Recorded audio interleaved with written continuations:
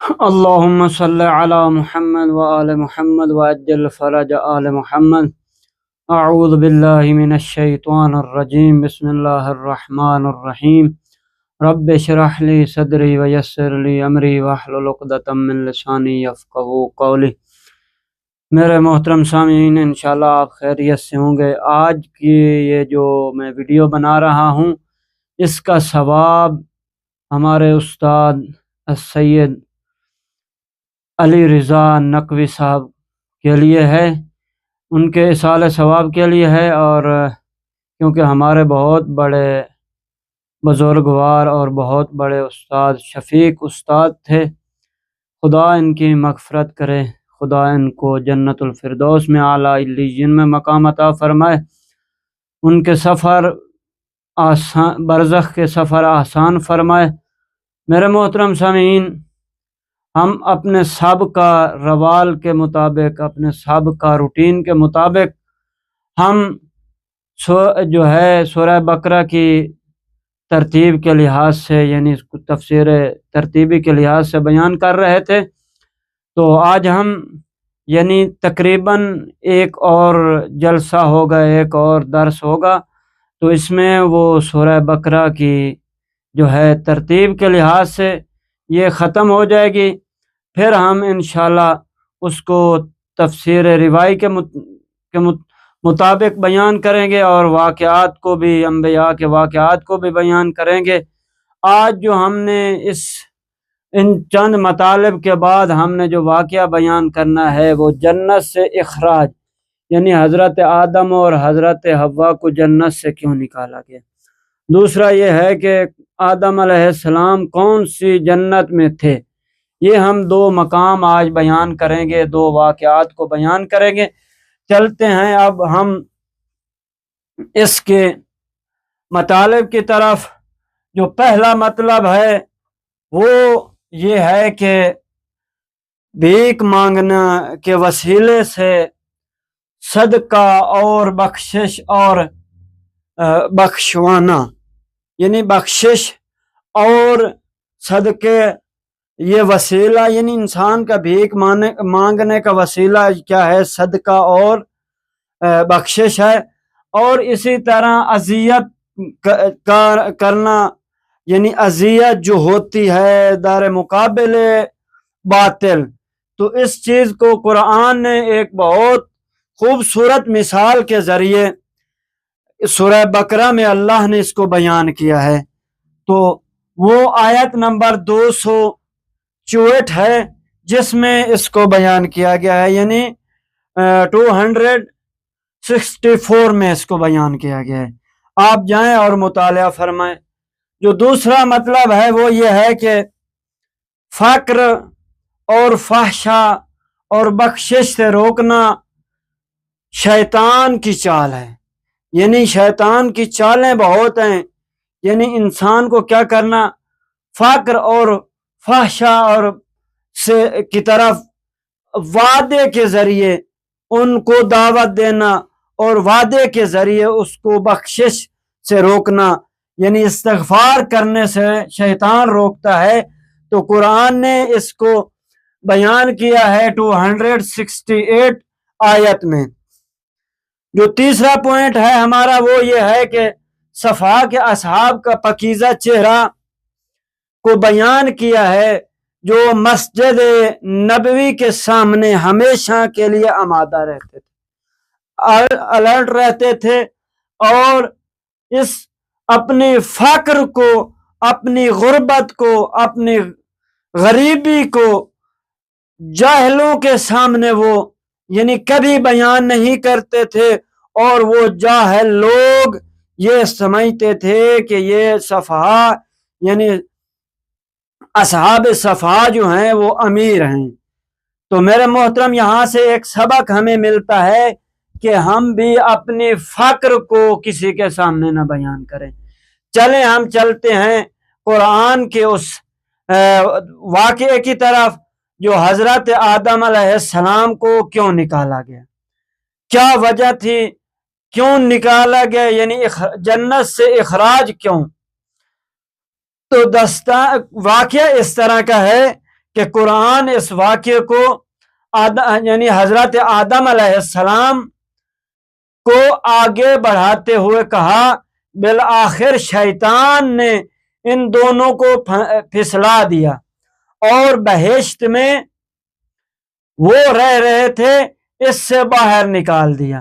اس کو سورہ اعراف کی آیت نمبر 20 اور 21 میں بیان کیا گیا ہے۔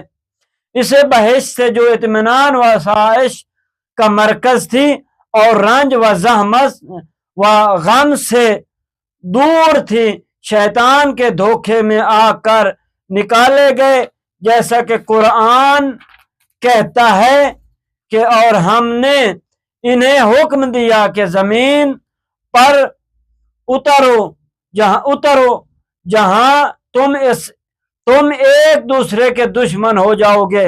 آدم علیہ السلام اور حوا علیہ السلام ایک طرف اور شیطان دوسری طرف۔ مزید فرمایا کہ تمہارا لیے ایک مدت معین تک زمین میں قرار گاہ ہے جہاں سے تم نفع اندوز ہو سکتے ہو، یعنی اپنے بخشش کا ذریعہ آپ خود ڈھونڈ سکتے ہو۔ یہ وہ مقام تھا کہ آدم متوجہ ہوئے کہ انہوں نے اپنے اوپر ظلم کیا ہے اور بہشت کے آرام وہ اور نعمتیں سے مالا مال ماحول سے شیطانی وسوسہ کے سامنے سر جھکانے کے نتیجے میں باہر نکالے جا رہے ہیں، اور اب زحمت و مشقت کے ماحول میں جا کر رہے ہیں۔ یہ صحیح ہے کہ آدم نبی تھے اور گناہ سے معصوم تھے، لیکن جیسا کہ ہم آئندہ چل کر بیان کریں گے کہ کسی پیغمبر سے جب ترک اولا سرزد ہو جاتا ہے تو خداوند عالم اس کو اس کی طرح سختی گیر کرتا ہے، یعنی اس کی طرف سختیوں کو بھیج دیتا ہے کہ یہ سختیوں میں پڑ جاتا ہے وہ نبی جس سے ترک اولا ہوتا ہے، کہ جیسا کسی عام انسان سے گناہ زرزد ہونے پر سختی کرتا ہے۔ یہ واقعہ تھا کہ آدم علیہ السلام کو کیوں جنت سے اخراج کیا۔ اب میں بیان کرتا ہوں آدم علیہ السلام کون سی جنت میں تھے۔ اس سوال کے جواب میں اس نقطے کی طرف متوجہ رہنا چاہیے کہ اگرچہ بعض نے کہا ہے کہ یہ وہی جنت تھی جو نیک اور پاک لوگوں کے لیے وعدہ کیا گیا تھا،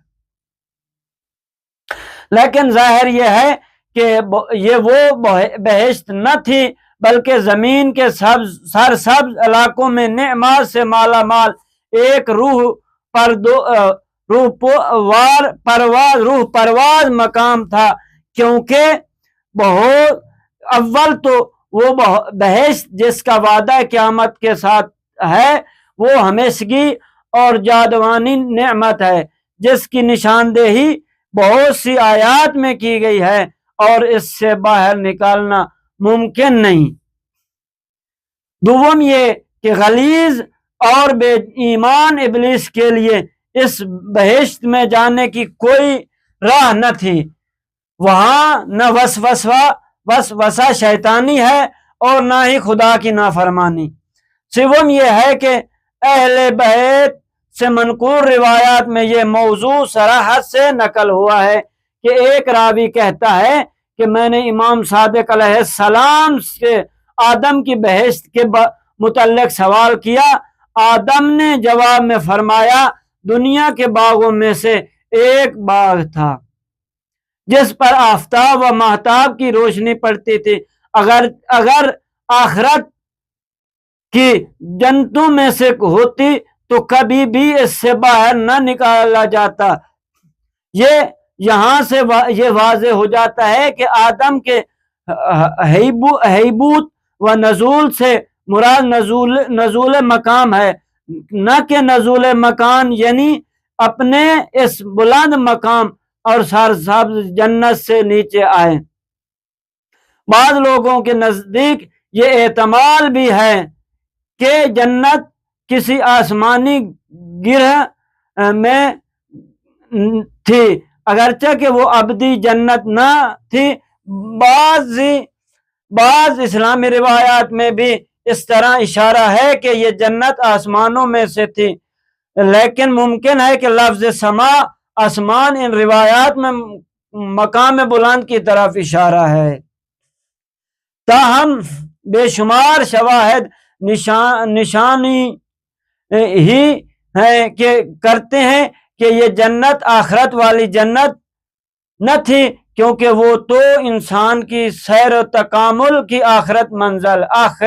آخری منزل ہے، اور یہ اس کے سفر کی ابتدا تھی، اور اس کے اعمال اور پروگرام کی ابتدا تھی، اور وہ جنت اس کے اعمال و پروگرام کا نتیجہ تھا۔ یہ وہ واقعہ تھا جس کو میں نے بیان کیا ہے۔ اگر اس کا حاشیہ دیکھا جائے تو اس میں حاشیے میں بھی اور بہت ساری چیزیں ہیں، تو لہٰذا میں یہاں پہ اپنے موضوع کو، اس آج کے جلسے کو ختم کرتا ہوں۔ والسلام ورحمۃ اللہ وبرکاتہ۔